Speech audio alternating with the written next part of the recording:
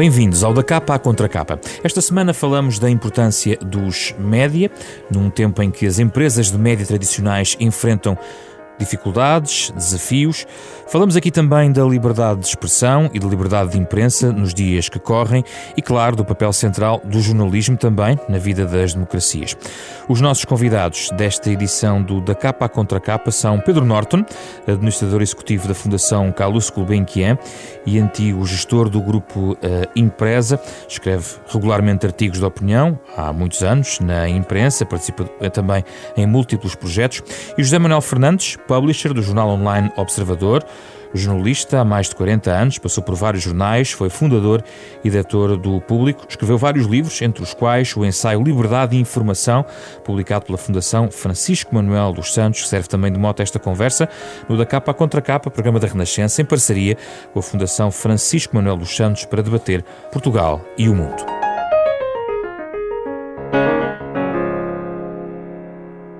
Bem-vindos, obrigado pela vossa presença. Com muito gosto que vos recebemos aqui no Da Capa à Contracapa. Pedro Norton, estamos a ser tremendistas, dramáticos, quando associamos a crise dos média a uma eventual ameaça à democracia? Acho que não. Acho que não é concebível o nosso regime demoliberal, chamemos-lhe assim, não é concebível sem uma esfera pública que necessariamente passa pelos mídia e não existe fora dos mídia. E eu julgo que hoje é precisamente essa crise dos mídia que, de certa forma, a crise de negócio dos mídia, do modelo de negócio dos mídia que tem sustentado os mídia nos últimos anos, esse pôr em causa do modelo de negócio, julgo que põe em causa os fundamentos de uma democracia, porque não há democracia sem cidadania informada. Uma das razões de ser fundamentais para a existência de uma imprensa livre é a existência de uma cidadania informada. Um voto não informado, uma participação não informada, é um voto pobre, frágil, e podemos ficar com uma democracia do ponto de vista formal que continuará a existir, mas enfraquecida do ponto de vista substantivo. Mas é uma crise do negócio dos média ou uma crise também da credibilidade dos média? As duas coisas eventualmente não estão dissociadas, porque a crise do negócio dos média, vamos lá ver, a crise dos negócios dos média é uma crise estrutural, é uma crise que foi acelerada nos últimos anos por uma crise conjuntural, da crise financeira de 2008. Para termos uma ideia, julgo que de 2008 a 2011, só para pormos isto em perspectiva, a publicidade no mercado dos mídia em 3 ou 4 anos caiu 50%. E a publicidade é, tradicionalmente, o grande fonte de financiamento, é a totalidade da fonte de financiamento da televisão, da rádio e de boa parte da imprensa. Esta crise conjuntural, obviamente, não fez mais que acelerar um movimento estrutural muito ligado àquilo que se convencionou chamar a revolução digital, e que, de facto, está a obrigar os mídias a repensarem completamente a sua forma de financiamento. É evidente que isso acarretou um conjunto, na maior parte dos grupos de mídia, um conjunto de redimensionamentos, um empobrecimento das redações, é preciso dizer as coisas como elas são, e isso enfraquece os mídias e, eventualmente, a sua credibilidade. José Manuel Fernandes, onde é que vai parar a crise? Bem, na democracia? Primeiro que tudo, eu acho que quando nós falamos de crise dos mídias, não devemos falar só da crise económica, mesmo. Porque a crise económica e a crise do modelo de negócio, de alguma forma, vão e vêm, mas há, na minha perspectiva, uma crise mais estrutural, que é na relação que os mídias têm com a cidadania. Quando nós dizemos mídia, no fundo estamos a dizer alguém que está no meio, alguém que intermedia. E aquilo que hoje, em muitos aspectos, se passa é que esse papel de intermediação é um bocadinho perdido pela existência de meios de comunicação diretos. O que é que eu quero dizer com isto? Quero dizer que com isto não vamos às coisas, nem é preciso chegar às redes sociais. Vamos pensar apenas, por exemplo, na forma como uma pessoa olha para um telejornal. Eu antes sentava à frente na poltrona, à frente da televisão, e assistia passivamente àquilo que era a seleção do jornalista do que eram as notícias mais importantes. E, portanto, se queria assistir, tinha que estar ali meia hora, 3/4 de hora, 1 hora, e a ver aquilo por ali adiante. Eu hoje posso fazer uma coisa completamente diferente, que é, em vez de começar a ver às 8 da noite, suponhamos, estamos a falar de Portugal, começa às 8h20, uso Puxa atrás na box e depois vejo só o que me interessa. Agora, transfira isto para tudo o resto. E, portanto, há o consumidor final tem muito mais poder de escolha do que tinha antes. Além disso, o consumidor final também tem muito mais acesso à fonte original da informação. Primeiro, porque pode assistir a direto a muitos eventos, que antes precisavam de ser relatados ou descritos, e nisso os próprios órgãos de informação colaboram, como tem acesso, por exemplo, a documentos. Eu lembro-me que, por exemplo, aqui há 10 anos, 12 anos atrás, o dia da entrega do Orçamento de Estado na Assembleia, era um dia em que entravam uns caixotes de papel. Depois começavam-se a distribuir fotocópias para os jornalistas, e esses jornalistas começavam a traduzir aquilo para jornais e para televisões e para rádios. Hoje, no mesmo momento em que chega aos jornalistas e aos deputados, chega ao qualquer cidadão, porque vai numa pen que é colocado online. Portanto, é evidente que aquilo continua a precisar ser traduzido, porque a maior parte dos cidadãos não sabem nem um orçamento de Estado. Mas aperta o escrutínio sobre o mediador. Permite que as pessoas vão lá e dá um âmbito muito maior. Se acrescentarmos a isto, digamos, as redes sociais, que é outra discussão que talvez valha a pena lá ir, sim, temos um papel de intermediação que de alguma forma desapareceu. Mas eu nem sei se este é o principal para não estar a falar da parte económica, que o Pedro já falou. E que falaremos. Eu não sei sequer se este é um dos principais problemas. Então qual é? Um dos principais problemas que me preocupa mais é o facto de, se nós formos às origens, verificamos que havia democracia na Grécia Antiga porque os cidadãos se reuniam na Ágora, discutiam e votavam. Portanto, sem a possibilidade deles se reunirem e partilharem informação, não era imaginável a democracia. Se nós só começamos a ter regimes países grandes com regimes democráticos quando há sistemas de informação, porque antes disso não existia. E se olharmos para a história, quase sempre a liberdade de informação anda a par com o desenvolvimento dos sistemas democráticos, dos parlamentos, da eleição de parlamentares e por aí adiante. Até porque é necessário criar aquilo que o Pedro já disse, que é um espaço público comum. Agora, esse espaço público comum é um espaço onde as mesmas informações de alguma forma são partilhadas e, portanto, as pessoas tomam decisões, a cidadania toma decisões sobre um conjunto de informação partilhada. Numa altura em que, por motivos vários, em vez de termos isto partilhado, temos o espaço público segmentado e tribalizado pelas redes sociais e às vezes até pelos próprios órgãos de informação, muito polarizado. Há pessoas que só acreditam numa parte da verdade e outros que só acreditam noutra parte da verdade e que não se falam, que não se cruzam e que não se entendem. E isto torna difícil que a democracia funcione porque deixa de haver middle ground, terreno do meio, terreno central. Pedro Norton? Julgo que à volta de um ano, o Wall Street Journal fez uma experiência engraçada que foi pegando nas preferências de um conjunto de internautas republicanos ou democratas, fez o exercício de replicar um feed do Facebook para uns e para outros, e corria na sua página online os dois feeds em paralelo, um azul, um encarnado, e aquilo que se percebia é exatamente isto que o Zé Manel está a dizer. Os democratas já só viam aquilo de que já estavam convencidos. Os republicanos só liam aquilo de que já estavam convencidos. O middle ground, a troca de ideias livre, o expor a ideias contraditórias, desaparece desse espaço público.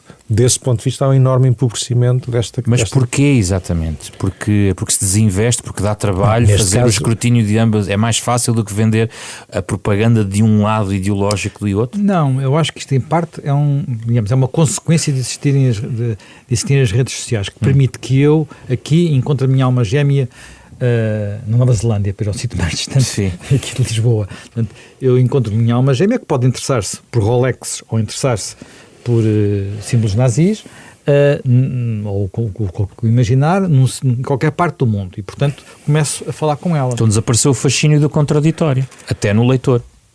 O nosso fascínio do contraditório é um fascínio limitado. As pessoas não gostam assim tanto de ser contrariadas como isso. Portanto, é importante para a democracia, mas nós pensarmos um bocadinho. Nós não gostamos assim tanto de ser contrariados como isso. E, portanto, é necessário... Uma das funções do mediador era obrigar a esse contraditório. Uma das nossas obrigações como jornalistas e como órgãos de informação. Se perdermos peso, quer dizer, basta imaginar o seguinte, as majors americanas, portanto, as 3 grandes cadeias, tinham na hora do principal telejornal 50% da população, 60% da população entre as 3. E as 3 andavam a olhar umas para as outras e davam o mesmo tipo de informação e com o mesmo tipo de grado. Enfim, podiam uma prioridade aqui, uma prioridade lá, mas partilhavam isso. Hoje em dia não chegam a 20%. E as outras pessoas estão a ver canais de cabo, estão a ver as suas redes sociais. Portugal estão não é a muito ver... diferente disso. Pronto, e Portugal não é muito diferente disso. Enfim, não é uma quebra tão grande ainda, mas é uma questão de tempo, em parte porque somos mais velhos. E, portanto, mais velhos do ponto de vista demográfico, e portanto as pessoas mais velhas têm mais inércia e, portanto, estão mais no sofá e mais longe do comando. Portanto, mas... passa-se um bocadinho isto. E também eu acho que aqui, para ser também completamente franco, isto é uma reflexão que foi muito feita nos Estados Unidos, na surpresa da vitória do Trump, é que os próprios órgãos de comunicação são culpados de se fecharem nas bolhas das suas tribos. Portanto, e não serem capazes de saírem das bolhas das suas tribos. Portanto, quando eu estive por acaso nos Estados Unidos 4 meses antes das eleições, fui a uma das zonas onde houve surpresa, portanto, a zona da Pensilvânia, que era um Estado democrata que passou para republicano, ou melhor, um Estado que devia votar Hillary e que votou Trump, e foi um dos Estados que deu a vitória ao Trump, e porque fui a zonas onde me tinham dito que podia haver pessoas a mudar de democrata para republicano, fui lá ouvi-las. E no dia seguinte, quando ouvi o discurso do Trump, lembro-me de ter chegado a Portugal, ter encontrado uns amigos americanos e eles terem perguntado, então, como é que está? Eu acho que é quase impossível o Trump ganhar, como toda a gente dizia, mas não tenho a certeza, e não tinha a certeza depois de ter ouvido aquilo. Eu não sei quantos jornalistas americanos é que antes das eleições saíram digamos, downtown, dos centros das cidades, onde toda a gente pensa o mesmo, e foram, não para os subúrbios de classe média, mas para as zonas chamamos dos rednecks, das zonas brancas e empobrecidas, que justificaram esta mudança. Nós não nos apercebemos disto. Eu há muitos anos li um livro, um pequeno livro sobre imprensa, chamado Salve Os Cães de Guarda, até de um jornalista de Le Monde Diplomatique, portanto, uma pessoa muito de esquerda, que é o Sérgio Halimi. Eu lembro de ele ter dito uma coisa que eu achei muita graça na altura, que era, enfim, ele estava na perspectiva ele é um militante anticapitalista, então achava que neste momento os jornalistas estavam todos vendidos ao capitalismo, porque já não andavam nos elétricos e nos autocarros dos operários de manhã, e portanto já tinham todos carro próprio, e portanto não ouviam o povo. E eu pensei assim, de facto é um bocado de verdade, nós trazemos para dentro das redações as preocupações das pessoas com quem vivemos. E se nós vivemos na classe média e entre intelectuais, às vezes não trazemos as preocupações que devíamos trazer. Pedro Norton, como é que descreve o atual estado dos média do ponto de vista quase conceptual? Porque, recuperando aquela clássico chavão da imprensa, da rádio, da televisão e depois do aparecimento da internet, é que o YouTube já anda aí há alguns anos. E para quem, como trabalhou muitos anos na área do audiovisual e sobretudo na televisão, a televisão hoje em dia de um miúdo de 20 e tal anos é o YouTube. Eu diria 2 coisas sobre isso. A forma como consumimos todos esses mídia é muito diferente de per si. A televisão, o José Manuel estava a descrever, a nossa própria experiência, não preciso de invocar os meus filhos que têm hábitos ainda mais radicais, mas a minha própria experiência de ver televisão é hoje muito diferente pelo controle que eu tenho sobre a boxe. Mas mais interessante ainda, julgo eu, do que os hábitos de ler de cada um destes jornais, porque nós mudamos os hábitos de ler um jornal, de ver televisão, é a forma como eles se intercruzam. Hoje em dia, quer do ponto de vista da sua produção, quer do ponto de vista do seu consumo, é muito menos diferente um jornal de uma televisão e de uma rádio do que era há 10 ou há 15 anos. E, portanto, há aqui as fronteiras entre mídia tradicionais são muito mais por causa do fenómeno digital. Todo o modelo de produção, todo o modelo de consumo é muito mais próximo. Nós estamos aqui a gravar para a rádio, mas esta gravação vai ficar disponível em podcast. Exatamente. Portanto, Qual é a diferença disto para um podcast do Observador? Não é nenhuma, não é? Portanto, as coisas aproximam-se desse ponto de vista. Há uma muito maior porosidade nas fronteiras que nós tínhamos como clássicas de divisão. Só entre que há uma regulação nos médias tradicionais que não existe no campo da net, ou não? Não existe, não sei se deve existir, mas é verdade que isso leva-nos para a discussão da regulação. A regulação anda sempre atrás das realidades tecnológicas e sociais. E agora anda muito atrás? Eu acho que anda muito atrás. Vamos ver, o principal órgão regulador dos média em Portugal é a ERC. Eu hoje em dia, do ponto de vista, agora falando até do ponto de vista do negócio, para mim é inconcebível. Eu acho que quem não olhar para o panorama dos mídia, da mesma forma que olha para os players digitais e ao mesmo tempo que olha para as próprias telecoms, não percebe o que se está a passar. E nós temos, por exemplo, 2 reguladores setoriais, um para as telecom, outro para os mídia, que estão, do meu ponto de vista, há muito tempo defendo isto, que deviam ser, a existir um regulador para os mídias, devia ser o mesmo que devia ser não estou a inventar nada, a FCC nos Estados Unidos nasce assim. A regulação anda sempre atrás das realidades tecnológicas e sociais, mas também porque nós temos uma tradição regulatória muito napoleónica, muito minuciosa, e que, por definição, fica sempre ultrapassada. E regular a net é um combate perdido? É uma utopia? E precisamos disso para defender, por exemplo, democracias? Vamos lá ver. Eu acho que nós precisamos não sei se precisamos de leis específicas com exceção, talvez, da televisão, e mesmo assim esse é um fenómeno que se está a esbater. E digo da televisão porquê? Porque a televisão, apesar de tudo, faz uso de um bem público escasso, o espectro artesiano, mas mesmo isso já não é verdade. Mas, portanto, aí ainda havia uma lógica para haver alguma regulação específica. Tudo o resto, eu acho que há pouca coisa que não possa ser endereçada pelas leis gerais da concorrência, pelas leis gerais da difamação, pelas leis gerais. Sou muito cético em relação à necessidade de ser de reguladores setoriais nesta matéria. Gostava de ouvir José Manuel Fernandes sobre este tema. Eu tenho exatamente a mesma opinião. Penso que os reguladores, além de andarem atrasados, muitas vezes existem por necessidade de existirem, por necessidade de se autossustentarem. No caso português foi lamentável quando houve a oportunidade, até com uma revisão constitucional em princípio, lá por volta de 2003, 2004, por aí, quando acabou a Autoridade para a Comunicação Social, falou-se em criar um regulador único que fundisse as telecomunicações com a comunicação social, e não foi por aí. Os partidos não quiseram, os principais partidos não quiseram. Teria sido melhor do que a situação atual, claramente. Estamos a verificar isso hoje com o que está a passar no caso da compra da TVI, vamos chamar os bois pelos nomes, não é? Portanto, estamos a verificar o que está a passar. Portanto, teria sido claramente positivo ter feito isso dessa forma. Eu não creio que, mais uma vez, eu penso que esta batalha é uma batalha que tem que se travar no terreno onde ela está. E, portanto, se há difusão, vamos lá ver, difusão de notícias falsas ou de boatos sempre houve. Sempre houve. O que foi mudando foram os seus veículos. Portanto, mas isso é uma coisa que vem...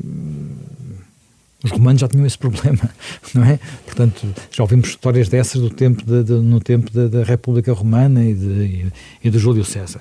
Agora, é evidente que hoje as coisas vão sobretudo mais depressa e disseminam-se mais depressa. Mas ao mesmo tempo que vão mais depressa, também vai mais depressa a correção.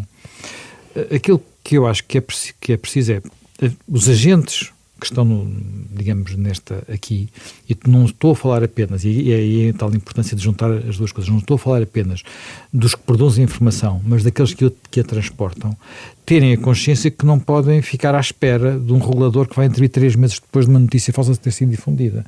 Tem que ser na altura, tem que ser naquele momento. E a única forma de fazer isso naquele momento é dizendo aquilo é falso. E dizendo com a voz mais alta possível. E fazendo pressão para que eventualmente seja corrigido por quem difundiu a notícia. Isso é o que se dizia errada. também de algumas manchetes de jornais, que uma pessoa constituída arguída num determinado processo, depois para poder fazer a sua presunção de inocência ao fim de 10 ou 15 manchetes, tinha essa dificuldade. O mesmo pode acontecer nas redes sociais, se eu não tiver um mecanismo para validar a informação ou dizer que ela é falsa. Nós temos uma coisa, a figura do arguido é uma figura portuguesa, não existe em todo lado, e em Portugal conseguiu-se dar à figura do arguido a ideia uma espécie de condenação. Uma espécie de condenação. Eu sou classicamente um arguido permanente, por questões de liberdade de imprensa, porque por acaso agora tive um período em que, enfim, entre deixar de ser diretor do Público e ter responsabilidades no Observador, tive um período em que fui despachando e foram desaparecendo os... Há quem diga que é uma medalha também, por liberdade de Mas imprensa. agora já no outro dia, já o mês passado, lá fui eu constituído arguido novamente, portanto, para não perder os bons hábitos, e portanto não me sinto criminoso por causa disso, não é? Mas isso é uma questão que tem muito a ver com a questão portuguesa. Esse é um problema diferente. É um problema que há em quase todas as democracias, que é o problema que há, de facto, uma forma uma diferença entre o tempo da justiça e o tempo da comunicação social, que não é, de forma alguma, não podemos regulá-la de forma alguma, não podemos calar a comunicação social enquanto a justiça não atua, nem podemos dizer à justiça para ter a velocidade da comunicação social. Portanto, são tempos diferentes. E isso não gera um mundo perfeito. Mas eu acho que no fim do dia, obviamente que as pessoas são prejudicadas não apenas por serem na comunicação, por ser uma notícia sobre elas. Muitas vezes são prejudicadas porque, por exemplo, há regras que dizem que determinados lugares não devem ser ocupados por pessoas sobre as quais têm Mas estava a pensar mais na partilha de informação informação falsa. A ideia de não se conseguir de rapidamente travar a partilha da informação falsa. Quer dizer, como é que conseguimos travar isso se não tiver o beneplácito de uma rede social muito conhecida ou um determinado motor de busca em relação à propagação? Aí é que entra o papel do jornalismo. Não é? Por isso é que é importante que exista um ecossistema jornalístico saudável que seja capaz de caucionar ou desmentir as chamadas fake news, não é? É esse o papel que continua a ser absolutamente fundamental que o jornalismo preenche. Se nós hoje temos... Antigamente era muito importante fazermos o papel do homem da maratona. Era vir a correr entre a notícia e as pessoas que estavam à espera dessa notícia. Hoje isso desapareceu porque isso veio num fio instantaneamente.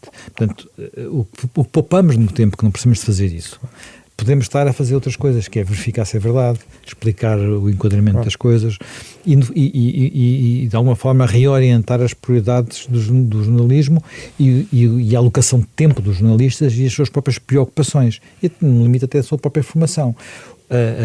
Aquilo que hoje há, por exemplo, de chamados fact-checks, verificação de factos, em função daquilo que é dito ou de ideias que circulam, feita em todo o mundo, não havia há meia dúzia de anos atrás. Mas trazer as redes sociais para esse combate, do ponto de vista da validação da informação. Quem é que vai validar a informação? É porque, atenção, a validação da informação, obviamente, quando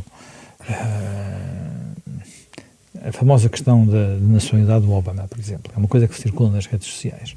O que é que faz o Facebook? Proíbe? Cada vez que alguém põe aquele post, tira? Quando aquele post é posto por milhares de pessoas que querem acreditar naquilo? Não creio que seja por aí que seja a solução. A única solução é haver muita gente que diz, olha, que ele nasceu aqui, que a mãe era acolado, que está aqui o boletim, está aqui a certidão de nascimento, está aqui não sei o que mais. Quer dizer, mas vai haver sempre alguém que não vai acreditar, não tenhamos ilusões, vai sempre haver alguém que não vai acreditar. Isto levanta até uma questão filosófica mais profunda que é, quer dizer, porque é que existe liberdade de imprensa e liberdade de expressão? Precisamente porque nós, quer dizer, porque pelo menos é esse o pensamento liberal clássico, acreditamos que a verdade só pode emergir de um debate aberto de ideias. Portanto, a única maneira de combater a mentira é proporcionar um espaço onde o debate se pode fazer e as afirmações possam ser sindicáveis, não é? E, portanto, as redes sociais, desse ponto de vista, são um mero difusor de ideias. O papel do jornalismo aqui, como o José Manuel dizia, do meu ponto de vista, continua a ser e é eventualmente até ainda mais relevante, porque tem esse papel de caucionar, às vezes não de caucionar, mas de debater as ideias. Não há outra maneira, porque então podemos formular a pergunta ao contrário. Se não for isso, se não for o debate aberto, como é que se vai decidir o que é verdade, o que é mentira? É uma entidade superior, estatal, é o presidente do Facebook. Sendo que muitas vezes há muitos pontos que são nebulosos.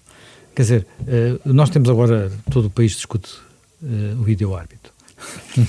E apesar do vídeo-árbitro, e apesar dos especialistas, e apesar de 20 câmaras a mostrar aquilo de vários ângulos, nós sabemos que muitas vezes a verdade do que realmente aconteceu, chamemos-lhe assim, estou a pôr aqui a verdade entre comas, às vezes é difícil de ter 100% de certeza, apesar de toda a tecnologia que temos à nossa disposição. Agora, retiremos o vídeo-árbitro e pensemos nos protagonistas que têm que ajuizar e contar o que se passou, apenas por aquilo que viram, e que viram num determinado ângulo, que não é um ângulo total. Portanto, só com esta metodologia que é ter muitos pontos de vista e fazer chocar esses pontos de vista, é que nós podemos dar às pessoas uma possibilidade de elas se aproximarem à verdade. Agora, se eu começo a partir a dizer que há alguns pontos de vista que não tolero, eu corro o risco de, primeiro, estar a eliminar pontos de vista que se calhar até são os mais verdadeiros, com base também nos meus próprios preconceitos, porque todos nós temos preconceitos, não é? Todos nós temos podemos ter preconceitos sectários, mas todos nós temos algumas ideias sobre como é que as coisas devem acontecer. E por terem várias ideias, porque os convidamos, e eu quero só voltar para terminar aos modelos de negócio, porque estamos numa dimensão periférica da Europa. Somos um país que temos dificuldade de capital na comunicação social, a escala não existe, quer dizer, basicamente não existe nenhum grande projeto de língua portuguesa na comunicação social, de um grande órgão de comunicação social. Sei que já refletiram certamente muito sobre caminhos. Pedro Norton, José Manuel Fernandes, que caminhos podem existir na comunicação social em Portugal para resolver à nossa escala, com a nossa condição, pode ou não ser inelutável, esta equação dos modelos de negócio na comunicação social? Se eu tivesse a resposta para isso, eu sei. Estava milionário. Mas quer dizer, há umas pistas há algumas coisas que me parecem relativamente claras neste momento. A primeira delas, para começar por um ponto em que tocou, nós estamos perante um negócio que está a mudar tanto, uma realidade que está a mudar tanto, com tantas incertezas, de que paradoxalmente uma das poucas certezas que sobra é que é de facto preciso capital. É preciso capital porque é preciso capacidade para as empresas de comunicação social inovarem, errarem, testarem novos modelos de negócios. Nós temos empresas de comunicação social muito debilitadas desse ponto de vista, muito descapitalizadas, e isso não ajuda a sua própria transformação do modelo de negócio. Depois acho que temos que nos afastar em muitos dos... falávamos há bocadinho da publicidade. A comunicação social não nasceu a viver da publicidade. A comunicação social, a certa altura, transformou o seu modelo de negócio para viver da publicidade. E deixou de precisar do contacto direto com os seus consumidores finais. O que é, de certa forma, perverso, porque perde o contacto com esses consumidores finais e, a certa altura, não é capaz de responder à pergunta simples: para que é que eu sirvo? E nós temos agora que tentar fazer esse caminho ao contrário, o caminho de voltar a provar a nossa relevância ao ponto de fazer alguém pagar os serviços que nós prestamos. Eu acredito muito que esse modelo vai precisar de ser trilhado. Não é evidente a forma como isso se faz num cenário em que se assumiu este paradigma da gratuitidade. Uma das formas de o fazer, obviamente, acredito nisto profundamente, é fazer bom jornalismo. Fazer bom jornalismo, que já não é o mesmo jornalismo, como o Zé Manuel dizia, se fazia há 10, 20 anos, e eu já não preciso dizer o que aconteceu, a que horas aconteceu, a quem aconteceu. Mas os cidadãos têm que pagar. Mas os cidadãos só vão pagar os cidadãos só vão pagar se for relevante para eles pagarem, não nos vão fazer favor nenhum, não é? Agora, eu tenho que ser capaz de fazer... O observador, quando faz um fact-check, quando faz um explicador, está-me a prestar um serviço que eu considero relevante. Mas eu não pago para aceder à página do observador, não há uma paywall. Isso, José Manuel, sobre isso... Enquanto não há. Mas, digamos, eu acho que os modelos de negócio do jornalismo de qualidade tendem no online para modelos com alguma forma de pagamento. É uma tendência geral, e quando não há forma de pagamento direta, por exemplo, as paywalls e outras coisas semelhantes, há um esforço grande para encontrar contribuições dos leitores, como por exemplo acontece em alguns jornais que diretamente apelam à solidariedade, ao empenhamento. O Guardian, por exemplo. No caso do Guardian, é o mais notório deles todos. Eu acho que isso vai ter que acontecer, quer dizer, até porque um bem gratuito é um bem que não é suficientemente valorizado, e se nós queremos que as pessoas também valorizem a informação, é bom que elas tenham noção que ela também não é gratuita e que não há alguém a pagar para aquilo estar ali, seja esse quem paga a publicidade, que é boa forma, ou um acionista com os bolsos fundos, que pode ser no limite a má forma, porque ele pode ter outra agenda, não é? Que não apenas a de informar. Portanto, por isso é bom que todos, que nessa comunidade as pessoas participem. Para que isso aconteça, é necessário fazer um esforço grande, mas esse esforço passa muito, eu acho que passa muito por os jornalistas e o jornalismo pensar aquilo que é diferente e que realmente vale a pena. Eu costumo dar o seguinte exemplo. Acho que não vale a pena eu ter 10 microfones alinhados na Assembleia para recolher em fila indiana as 5 reações ou 7 reações ao Orçamento de Estado. Ao Orçamento de Estado, estão todos ali 10, 12 microfones esticados, vem um deputado de um partido, depois vem o do outro, depois vem o do outro, depois vem o do outro, depois já estão no ar, já posso entrar. Quer dizer, isto é ter jornalistas a fazer de pé de microfone e a acrescentar muito pouca qualidade. Eu não posso dizer... Podem sempre fazer perguntas, é isso que devem fazer. Podem sempre fazer perguntas, mas a maior parte das vezes são ouvir apenas declarações. Como é que se passa disto? Para utilizar os recursos que são escassos de uma forma mais inteligente, acho que é um dos grandes desafios que nós temos hoje. Porque, como eu disse, o consumidor final também vai ser cada vez mais exigente. Aquilo que se passava já na imprensa, que a pessoa folheava, só lia aquilo que entendia, que se passa naturalmente online, a pessoa vê, só lê o que entende, que se começa a passar na televisão, não tarda nada, também se vai passar com a rádio. A gente está na rádio, é preciso ter noção disso, não é?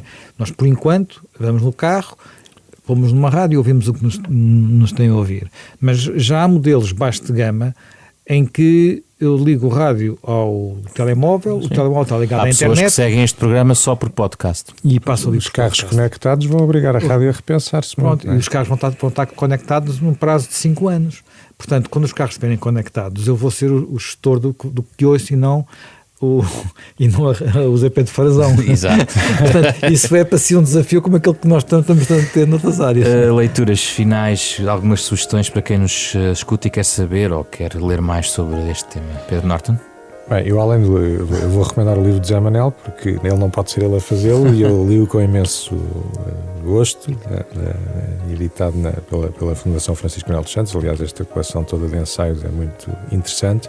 E na mesma linha, um livro antigo, chamado The Electronic Republic, de um homem chamado Lawrence Grossman, que foi presidente da NBC News, e que faz uma reflexão muito interessante sobre a relação entre mídia e política, indo às raízes daquilo que é a ideia liberal de liberdade de expressão, a forma como a democracia representativa foi moldada precisamente com base na existência de uma imprensa livre. José Manuel Fernandes. Bem, eu vou aproveitar o facto de neste momento estar em exibição o filme The Post, a propósito da forma como o Washington Post investigou os Pentagon Papers, portanto no início da década de 70, para recomendar os 2 livros que de alguma forma sustentam o guião daquele filme.